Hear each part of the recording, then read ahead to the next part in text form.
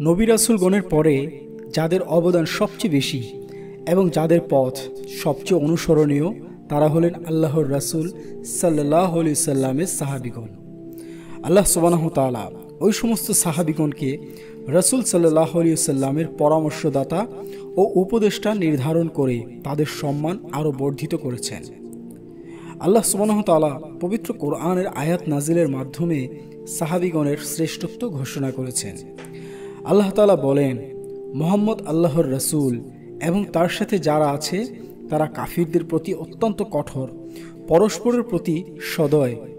তুমি তাদেরকে রুকুকারী, সেজদাকারী অবস্থায় দেখতে পাবে। তারা আল্লাহর করুণা ও সন্তুষ্টি অনুসন্ধান করেছে। তাদের আলামত হচ্ছে তাদের চেহারায় সিজদার চিহ্ন থাকবে। এটাই তাওরাতে তাদের দৃষ্টান্ত। পবিত্র কোরআনের অন্যত্র আল্লাহ সুবহানাহু ওয়া তাআলা তাদের শ্রেষ্ঠত্বের প্রমাণ দিতে গিয়ে নিম্নোক্ত আয়াত নাজিল করে বলেন, মুজাহির ও আনসারগণের মধ্যে অগ্রবর্তী সাহাবীগণ এবং কল্যাণ কর্মের মাধ্যমে তাদের অনুসারীগণের প্রতি আল্লাহর সন্তুষ্ট হয়েছেন, আর তারাও তার প্রতি সন্তুষ্ট হয়েছেন। আত-তাওবা। সাহাবীদের প্রশংসায় রাসূল সাল্লাল্লাহু আলাইহি সাল্লাম বলেছেন, আমার উম্মতের মধ্যে তারাই সবচাইতে নেক লোক যাদের মাঝে আমি প্রেরিত হয়েছি। অন্য বর্ণনায় রাসূল সাল্লাল্লাহু আলাইহি সাল্লাম বলেছেন, সবচাইতে সেরা মানব আমার সাহাবীগণ।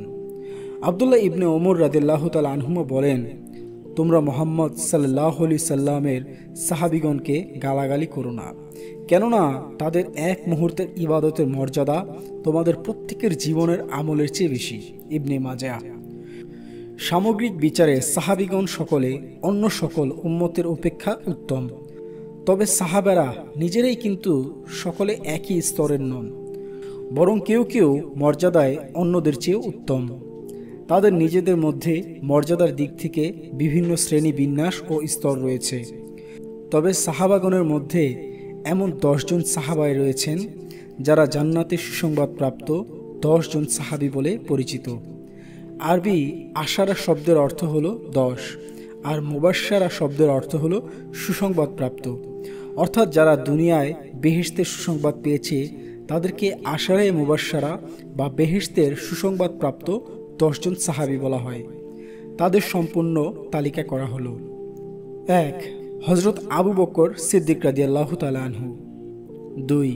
হযরত ওমর বিন খাত্তাব রাদিয়াল্লাহু তাআলা আনহু। 3. হযরত ওসমান বিন আফফান রাদিয়াল্লাহু তাআলা আনহু। 4. হযরত আলী বিন আবি তালিব রাদিয়াল্লাহু তাআলা আনহু। 5.